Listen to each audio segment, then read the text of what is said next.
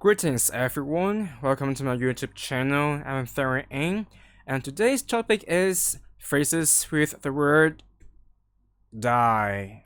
Die is a very common and general term describing the end of life. It basically doesn't give any more information other than the absence of life. It is also a very powerful word. When it is used by itself, probably it will sound a bit rude, aggressive, or irritating. We're all gonna die! We're all gonna die! You're gonna die. We're all gonna die. Today, I will present some structures that can enrich the meaning of the word die by providing more details.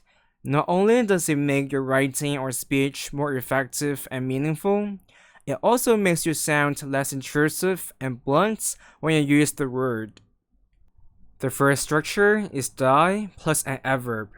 Adverbs are used to modify verbs, adjectives, and other adverbs, and they commonly end with ly. So here I'm going to show you some adverbs that modify the verb die, and they tell us in what manners the process of dying occurs. This lady in yellow is meditating in a yoga pose. We can see that she is calm, quiet, and not in any kind of agitation. She's clearly not psychologically disturbed. If she dies in the exact same manner, we can say she dies peacefully. Peacefully is an adverb. It means in an undisturbed and calm way. For example, we can say he died peacefully with a smile on his face. Smiling is a facial expression that shows calm and joy. The next picture shows a man leaning forward in his chair. His palms are covering his face and supporting his jaw at the same time. It is a posture that shows extreme sadness and pain. His life doesn't seem to fare very well, perhaps the exact opposite. If this describes his condition before he dies, we can use the word miserably after die. Now this picture is blown up. We can see the words around him clearly. They are useless, despicable, shameful, unwanted, alone, careless, all sorts of derogative adjectives. The word miserably describes an unpleasant way that makes you feel bad. For example, Mr. Johnson died miserably. And why did he die miserably? His wife took all his money and left him when he was on his deathbed. Normally, when one is about to die, he or she would want to be surrounded by family members, but that's clearly not the case for Mr. Johnson. Mr. Johnson's wife just loved his money.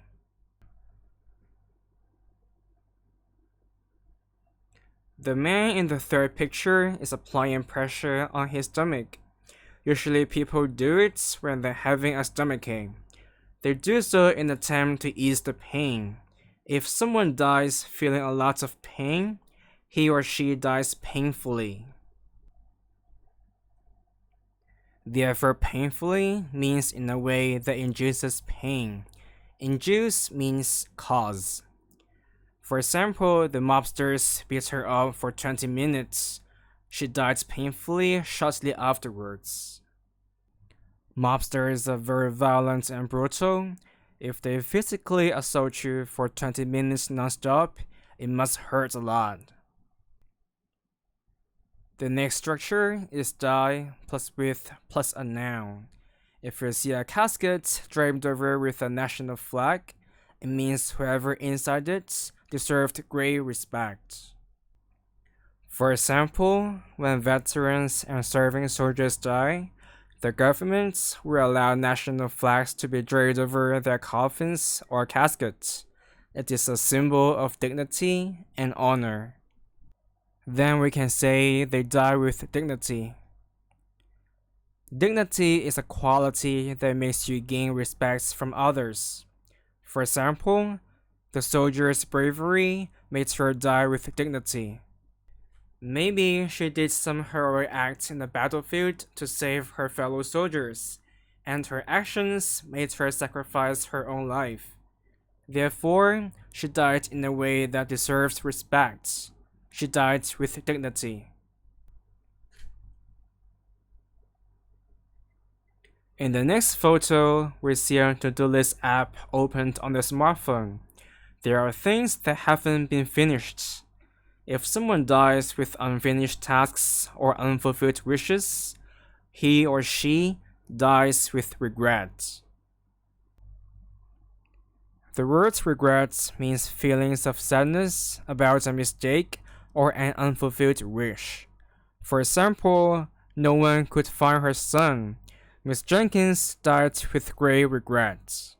Perhaps Miss Jenkins had been separated from her son for years, and her dying wish was to see her son for one last time.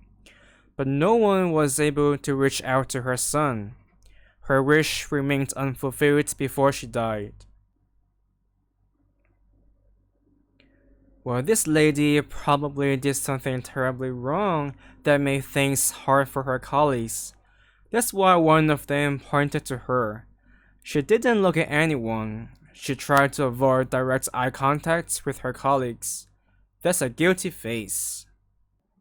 If she dies with that state of mind, then we say she dies with guilt. Guilt is a feeling of unhappiness because you did something wrong. Let's take a look at the example. He took a bribe in 1999. After years, he still couldn't forgive himself and died with guilt. That happens a lot in real life. If you did something wrong, you might get peace of mind at first, but after a while, your conscience starts haunting you. The third structure is die plus adjective plus death. For example, if the cause of death is not related to diseases or accidents, then we can say someone dies a natural death. In this context, the word natural means not caused by sickness or accidents. Let's take a look at the example. He didn't die of lung cancer, he died a natural death. In other words, his cause of death was not related to any kind of diseases. He simply died of old age. By nature, the next picture is very similar to a previous image I showed you. If you see a flower spray or flower arrangements placed on the top of a casket, it means that people want to pay tribute to the deceased. It is also a display of sympathy to the people who attend the funeral. Whoever inside the casket must have been someone who deserved people's respect very much. Then in this case, we can say, he or she died a dignified death. The word dignified means deserving respect. For example, he sacrificed his life to protect the children. He died a dignified death. Sacrificing one's own life for others to live is regarded highly in any civilized society, therefore deserving respect. Here we see a lot of question marks. They are confused, they have no idea what's going on. They certainly didn't expect someone to have died so soon. If we see them behave like this, then we know someone died a sudden death or someone died an unexpected death. Sudden and unexpected, they simply mean not predictable. In the example sentence, my grandpa had a healthy lifestyle, but he still died an unexpected death last month. Here, the situation depicted in this picture is very similar to die painfully. If we don't say die painfully, we can say die a painful death. Example, he took more than 50 sleeping pills with alcohol. It seems that he wanted to kill himself. 20 minutes later, he died a painful death. And now we have the fourth structure, die plus of. This structure is used to introduce the direct cause of death. In this picture, we see a man squeezing his chest with his right hand, and his left hand is making the gesture of help me. If we see this, we know right away that he's having a heart attack.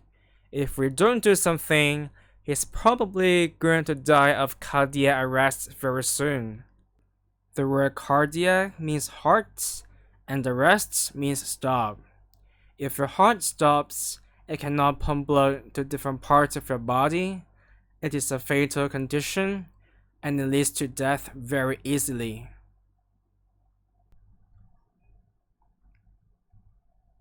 And next, we have drug overdose.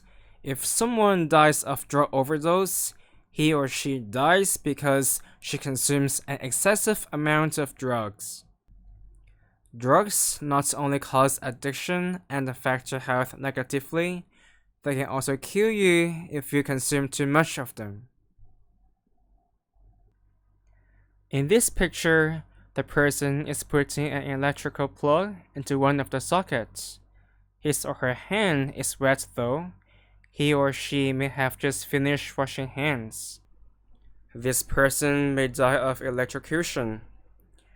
As water is a conductor of electricity, this person will likely get shocked and may die because of that. So we've just talked about the use of die plus of to talk about the direct cause of death. Then how about die plus from? Can it be used to talk about causes of death as well? The answer is yes, but we use this structure to talk about indirect causes of death. An example of an indirect cause of death is car accidents. Car accidents do not necessarily cause death. Some people who got lucky survived car accidents without a scratch or a bruise. For the people who actually die from a car accident, what actually causes death is what actually happens during the crash. Maybe there is loss of blood, bone fractures, injuries to major organs. Those are the direct causes of death. The car accident is simply an event which leads to those direct causes of death. The car accident by itself is an indirect cause of death. The next cause of death is smoking. Smoking is a habit that affects your health in a negative way, but as a habit, it doesn't kill you directly. People die from smoking because smoking makes someone a lot easier to get lung diseases. Chemicals such as cigarette tar stay inside your lungs and they cannot be removed. The next indirect cause of death is heat. As an environmental factor, heat affects people differently. Heat itself may probably not be a direct cause of death. However, it does cause dehydration or loss of water in your body. It may also cause heat strokes. Those are the conditions that may kill you directly. So it's now time for some questions to see if you really understand how to use phrases with the word die. Number 1. Mac really wants his wife's forgiveness. He was diagnosed of terminal cancer last month. He doesn't want to die. A. Peacefully. B. From cancer. C. Painfully. D. With remorse. 5 seconds.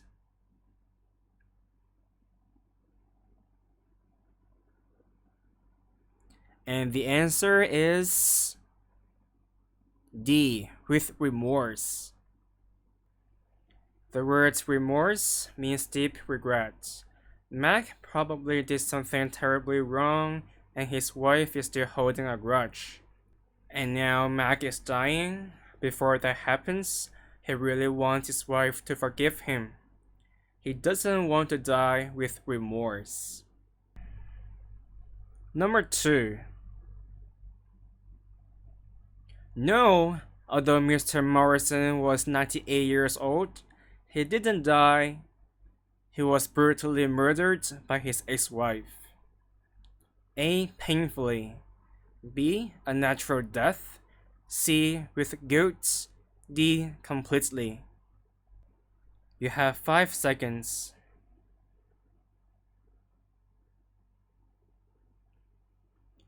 The answer is B. A natural death.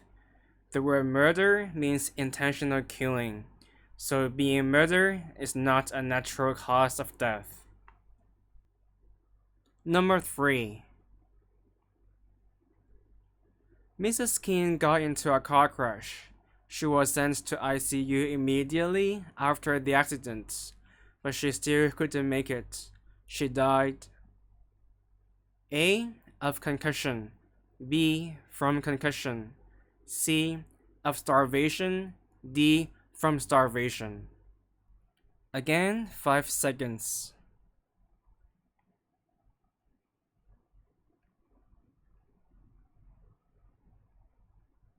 The answer is A. Of concussion. Concussion means brain damage caused by significant impact to the skull, and starvation means having no food. So starvation is not related to a car crash. The only possible choices are A and B. To determine whether A or B is the correct answer, we first have to figure out whether concussion is considered a direct cause of death. From the definition, we can see that concussion means brain damage, and brain damage leads to death directly, so we should use of instead of from. Number 4. It was minus 30 degrees Celsius last night. More than 30 people died. A. From hunger. B. Of hunger. C. From the cold. D. Of the disaster. 5 seconds.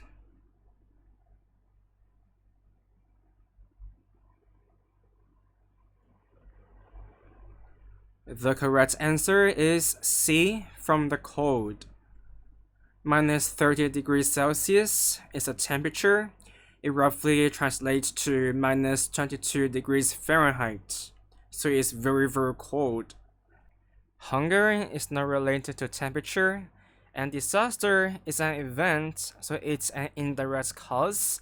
So the preposition shouldn't be of, it should be from. That's it for today. If you like this video, please smash the like button and share it with your friends. I will also appreciate financial support to my YouTube channel through PayPal. Also, hit me up on Facebook, Twitter, and Instagram. Last but not least, don't forget to subscribe and hit the bell icon. Thanks for watching, see you next time.